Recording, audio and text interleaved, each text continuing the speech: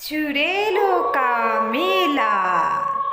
एक समय की बात है जब ईद नज़दीक आई और बहुत बड़ा मेला लगने वाला था और यह खबर चुड़ैलों को भी लग गई थी और चुड़ैल अपने घरों से बाहर निकल के, चूँकि उनका घर सुनसान जगह पर था, तो वे अपने घरों से बाहर निकल के बहुत खुशी होते हैं और बोलते हैं कि क्या ईद आने वाली है।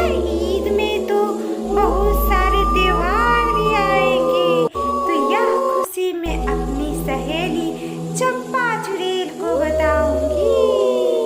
और यह बात सोचकर चुड़ैल बहुत ही खुश होती है, क्योंकि चुड़ैल ईद के दिन में रात को निकलती है अपनी 10 चुड़ैल सहेलियों के साथ और वह गांव में लगने वाली मेला जो ईद की मेला होती है, उस मेला में वे सारे ढोल बजा करके रात को नाचते गाते हैं। यह उनसे इतनी बड़ी खुशी की बात उन्हें पता चली तो वह भूले ना समाए खुशी के मारे और वह सोची कि चलो यह बात हम अपनी लंबी चोटी वाली चंपा चुड़ैल को बताते हैं। तभी वह चंपा चुड़ैल आती है और बोलती है, हाँ बहन चमेली चुड़ैल, तुमने मुझे याद किया, मैं आ गई। और बताओ चमेली चुड़ैल, क्या हाल है तुम्हारा। तभी चमेली चुड़ैल बोलती है चंपा चुड़ैल से, जो मेला आने वाली है यह सुन कर के वह खबर पूरे जंगलों के चुड़ैलों को पता चल जाती है। और पीली साड़ी वाली चुड़ैल, जिनका नाम होता है पुष्पा चुड़ैल कहती है, क्या मेला आने वाली है। मेला आएगी तो हम भी अपनी सहेलियों के साथ मेले जाएंगे देखने और उस मेले में नाचेंगे गाएंगे और बहुत मजे करेंगे। लेकिन अभी तक तो मेरे पास कोई मेरी सहेली नहीं आई है बताने। तभी 3 सर वाली त्रिसर चुड़ैल पहुंच जाती है उसे बताने के लिए, जो अरे पुष्पा चुड़ैल, तुम्हें कोई नहीं बताया कि मेला लगने वाली है कल।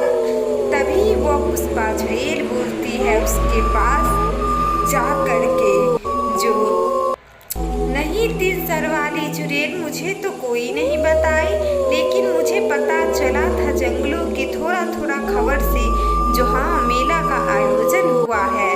तो बताओ ना 3 सर वाली चुड़ैल बहन, जो कब हम सब जाएंगे मेला देखने के लिए। तभी 3 सर वाली चुड़ैल उससे बोलती है कि हाँ कल रात हम सारे चुड़ैलें निकलेंगे रात को अपनी घरों से, अपनी जंगलों से सैर करते हुए ढोल बाजा के साथ निकलेंगे और खूब नाचेंगे गाएंगे और इसके साथ सारी चुड़ैल बहनें जाएंगे मेला का आनंद उठाने के लिए। चलो यह खबर कुछ और चुड़ैलों को भी दे दी जाए। तभी वह लोग दूर दूर जा कर के घरों में से आवाज़ दे कर के चुड़ैलों को बुलाते हैं, अरे बहनों चलो मेला लगा है, मेला देखेंगे सारे लोग और खूब मेले में मिठाई खाएंगे, जलेबी खाएंगे।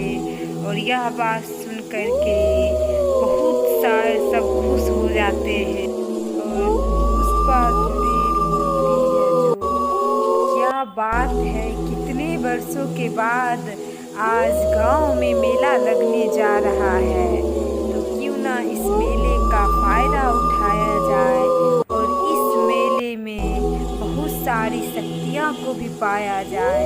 तभी कुएं वाली जो एक बूढ़ी चुड़ैल होती है उसके पास वह जाती है चंपा और बोलती है कि अरे बूढ़ी चुड़ैल, तुम्हें नहीं कोई बोला कि जो गांव में मेला होने वाला वाला है।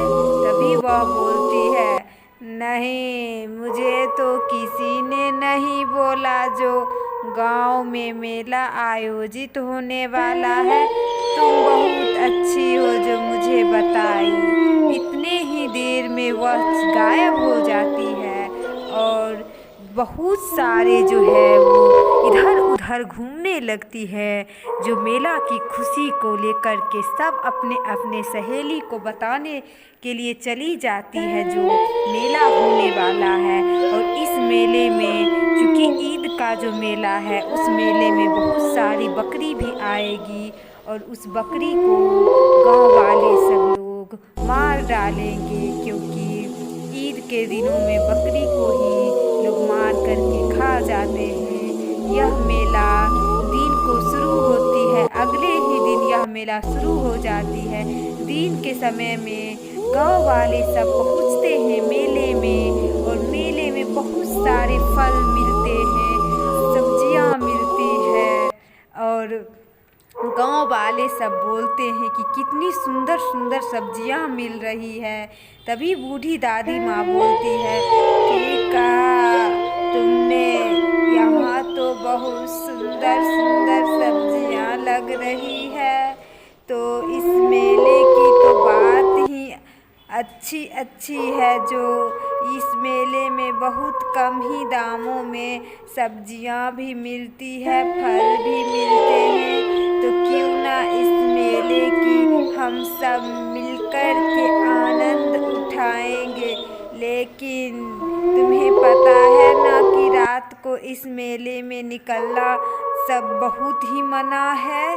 तभी उसमें से एक लोग बोलती है, क्यों? तभी वह बूढ़ी दादी माँ सारी कहानियाँ बता देती है और कहती है कि रात के समय इस मेले में बहुत साल पहले इस मेले में चुड़ैल रात को निकल कर के अपनी सहेलियों के साथ यहाँ आती है घूमने के लिए, और जो भी इंसान उसे मिलती है वह उसे खींच करके पकड़ करके ले जाती है अपनी जंगलों में और उसे मार करके वह खा जाती है। इसलिए कोई भी रात को मेला में नहीं निकलेंगे, सभी लोग डर जाते हैं और बोलते हैं कि हाँ, नहीं निकलेंगे, हम सब तो दिन में ही मेला देख लेते हैं, तो क्या होगा, रात को नहीं निकलेंगे। लेकिन मेला देखने का असली मज़ा तो रात को ही होती है ना। तभी बूढ़ी दादी माँ बोलती है, बेटा जान बचाओ, मेले तो बाद की बात है, मेले तो जियोगे तो बहुत मेला देखोगे, लेकिन हमें तो डर कर ही मेला देखना पड़ेगा। और शाम होते ही सारे लोग गायब हो जाते हैं और इधर ढोल ताशे के साथ बहुत सारी चुड़ैलें निकलती है मेला देखने के लिए और वह नाचते नाचते ढोल बाजा के साथ खुशी खुशी बोलती है जो, अरे बहनों चलो चलो सब चलो, मेला शुरू हो गई है। सभी नाच नाच करके थोड़ी थोड़ी दूर पे आगे बढ़ती है। जोर जोर से बाजा बजने की आवाज़ आती है जो पूरे गांव में गूंज जाती है। यहाँ पे भयंकर भयंकर सी चुड़ैलें रहती है, एक नहीं बल्कि अनेक सारी रहती है और सब के सब मेला का आनंद लेती है।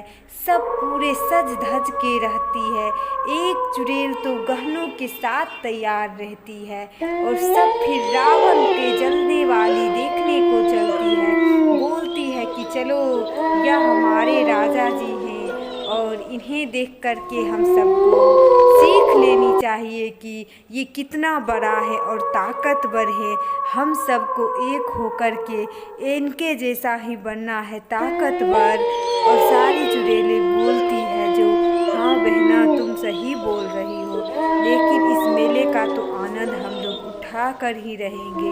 कितना अच्छा लग रहा है जो गांव वाले सब नहीं हैं और हम सब अकेले यहाँ पर इस मेले का लाभ उठा रहे हैं। और सभी बोलती है, हाँ सही बोल रही हो।